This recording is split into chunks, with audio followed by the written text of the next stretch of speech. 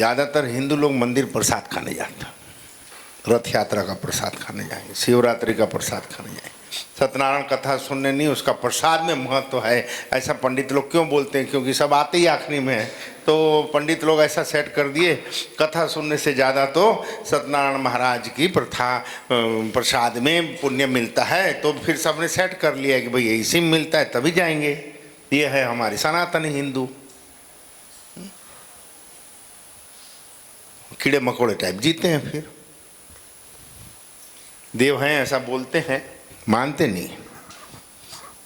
समस्त सृष्टि में ईश्वरीय तत्व अगर कहीं अंकुरित हुआ, उतरा, देवों ने मानव शरीर धारण किया, वो हमारे एशिया खंड का भारत देश है।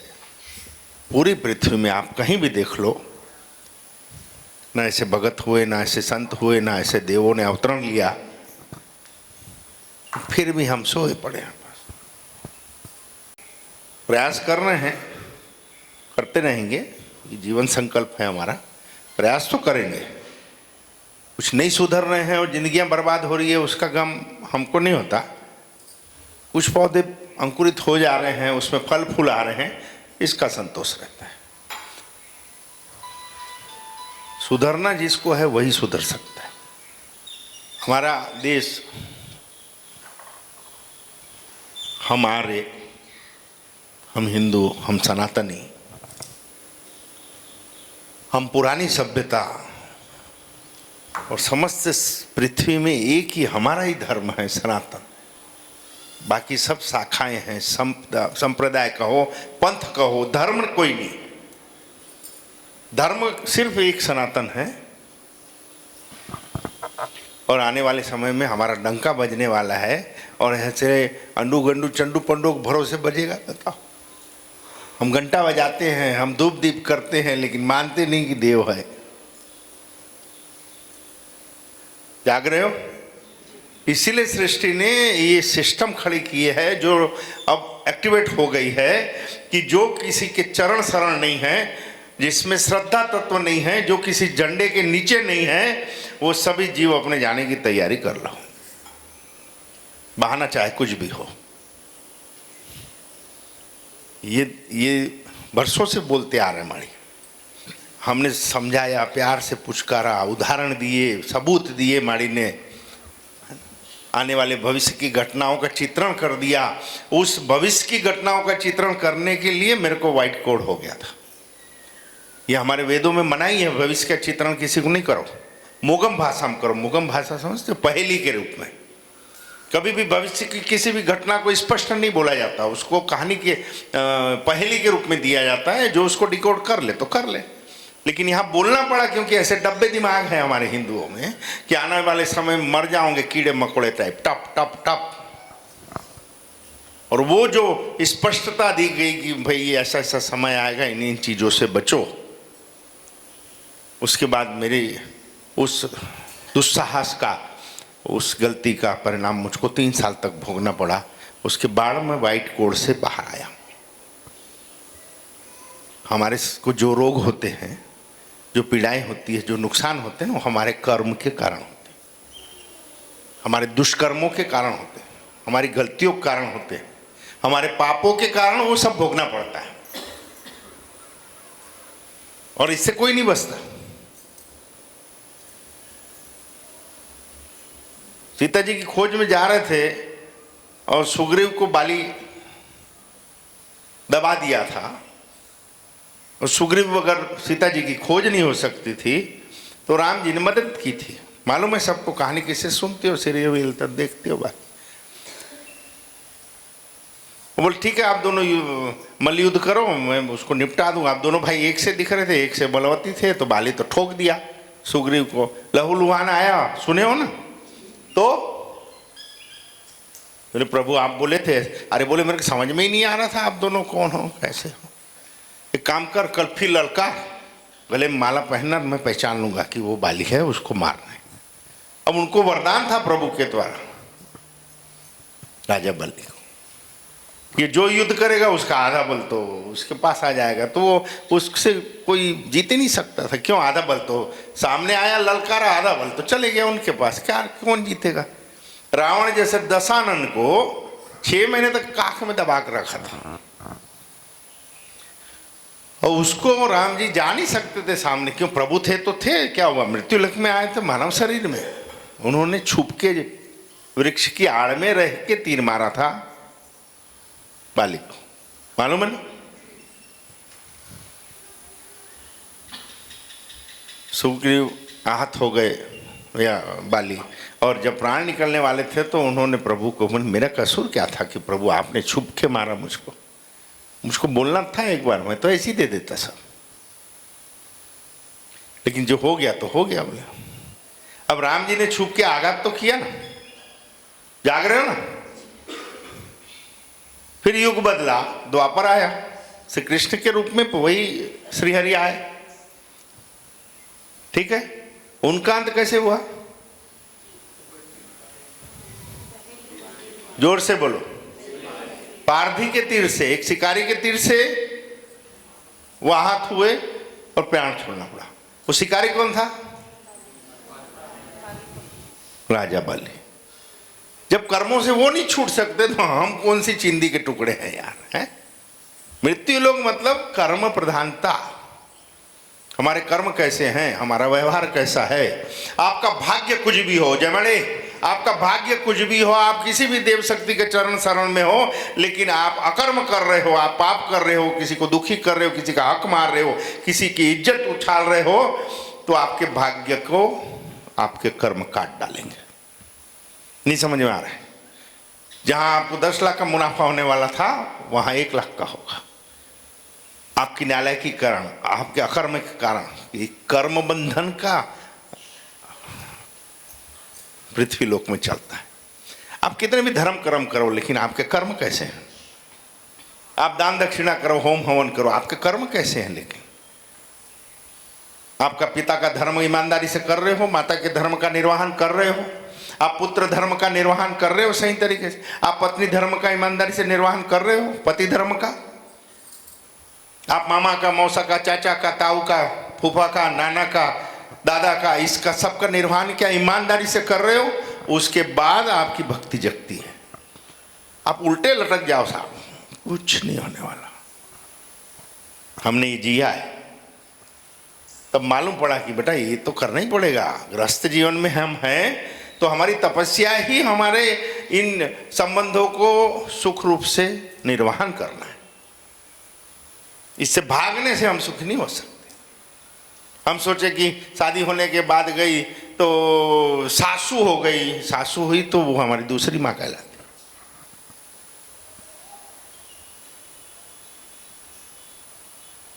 हमारे जीवन साथी के माँ बाप हैं, वो हमारे माँ बाप कहलाते। हम अगर उनको संतुष्ट नहीं कर सक रहे हैं तो भूल जाओ कि हम सुखी होंगे।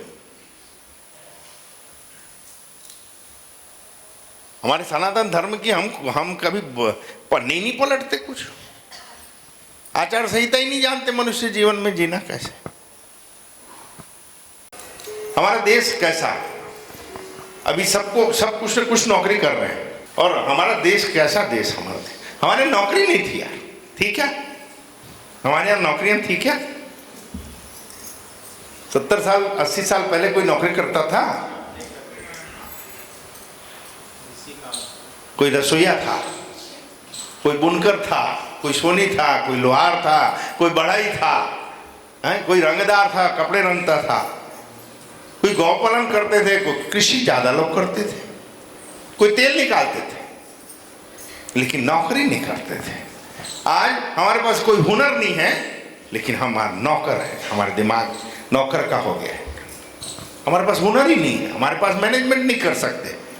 पढ़ो लिखो, हर माँ बाप धिक्कार है माँ बाप को जो औलादों को पैदा होने के साथ इसको तो नौकरी बनाएंगे, इसको तो ये नौकरी में लाएंगे, वो नौकरी में लगाएंगे। उससे अच्छा पैदा ही क्यों कर रहे हो जब नौकरी बनाना है? क्या माँ बाप है जो अपनी औलादों को नौकर बनाने की बात करते हैं? नौकरी कराएंगे इसको। धन्य माँ बाप यार, गजब के हैं। बच्चों को नौकर बनाने के लिए बच्चे पैदा करते हैं। और एक ये माँ बाप हैं जो मालिक बनाते हैं।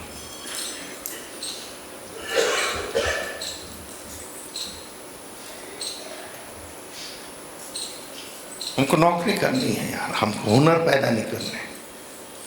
आने वाले समय में आपके पास 10 डिग्रियां हो आपकी जेब में बैठे, नौकरियां नहीं मिलने वाली की। 10 हाइपर डिग्रियां लेकर घूमो, अगर आपके पास हुनर नहीं है तो पोंगली बना लो, कुछ काम नहीं आने वाली आपकी पढ़ाई, आपकी डिग्रियां।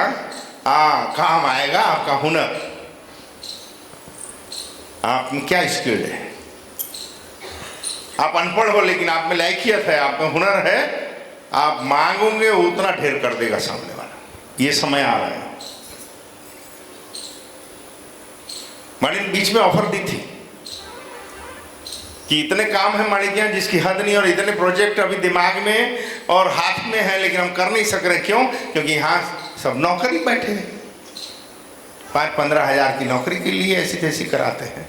उनको ये नहीं समझ में आता हमारे मालिक बनाना चाह रहे हैं, नहीं नौकरी करेंगे, औकात नहीं है नौकरी मिले ऐसी। आने वाले समय में नौकरी मिले, औकात नहीं है, और 5-25 हज़ार ज़्यादा कमा के दिखा दो तो हम मान जाएं, अगर आप में स्किल नहीं है तो।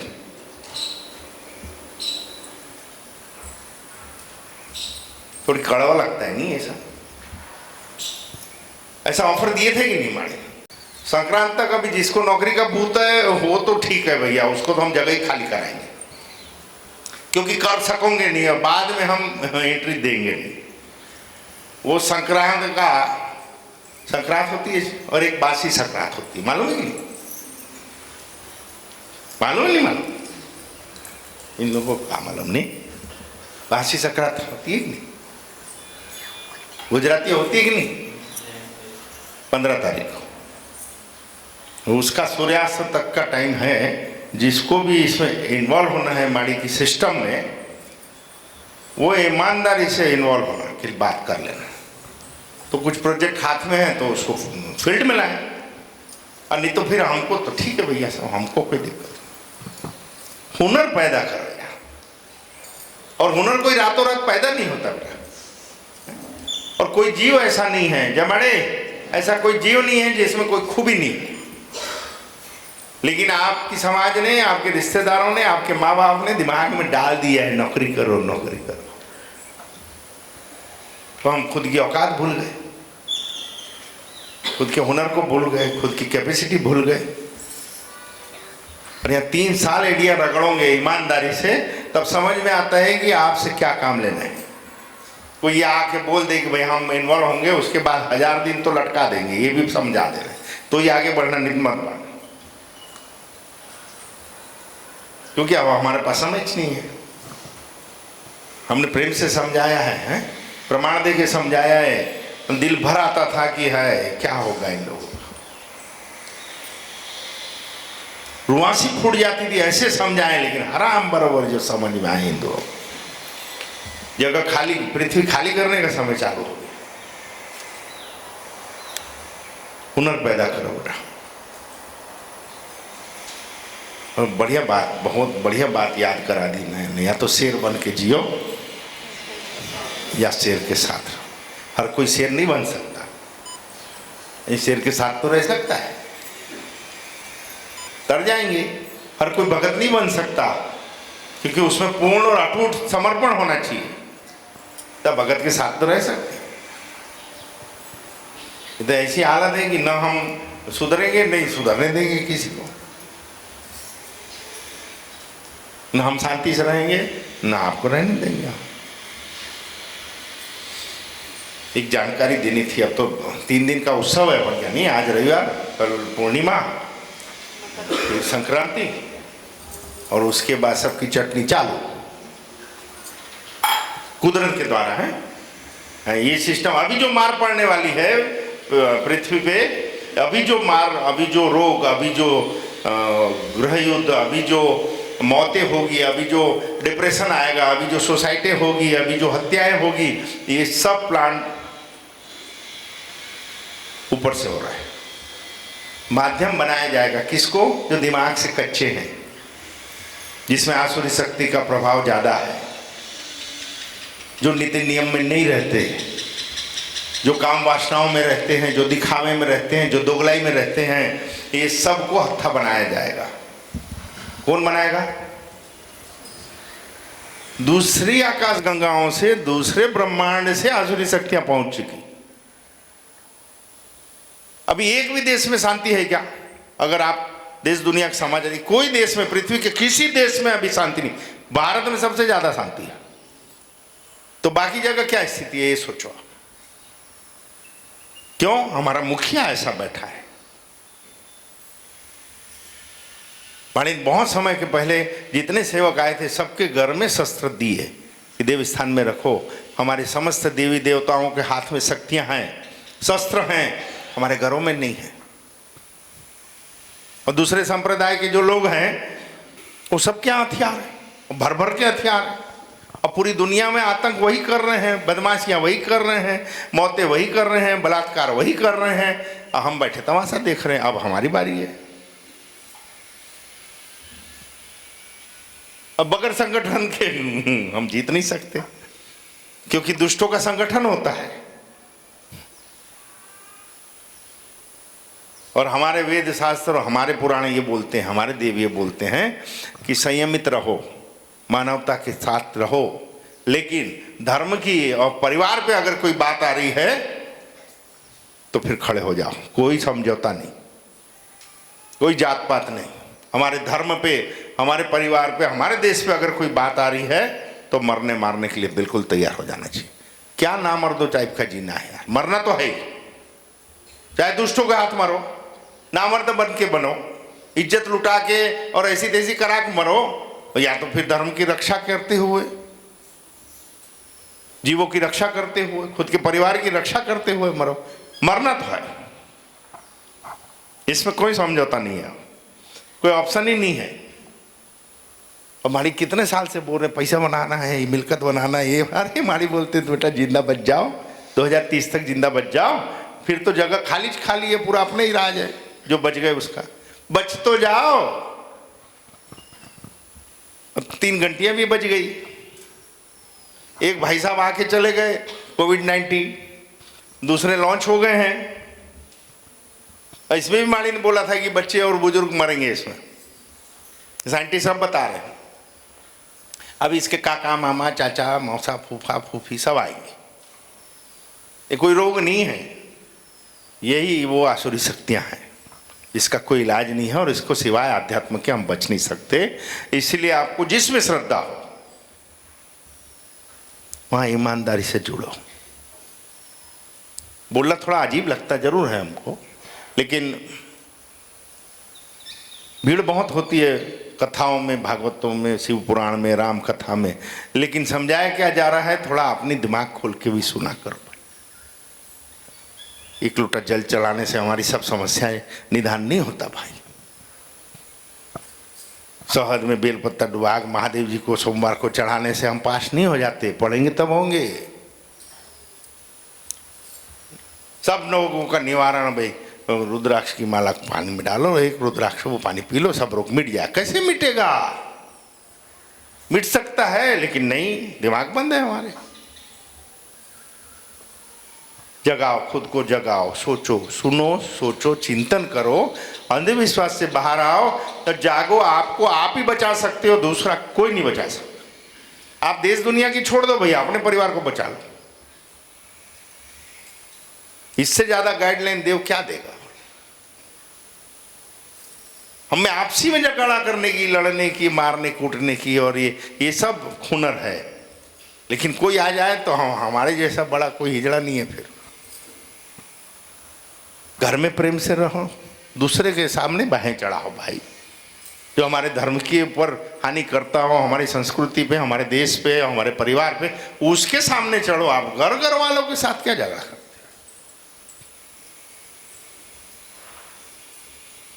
और 3 दिन उत्सव मनाओ, बहुत सी चीजें मिलेगी। नहीं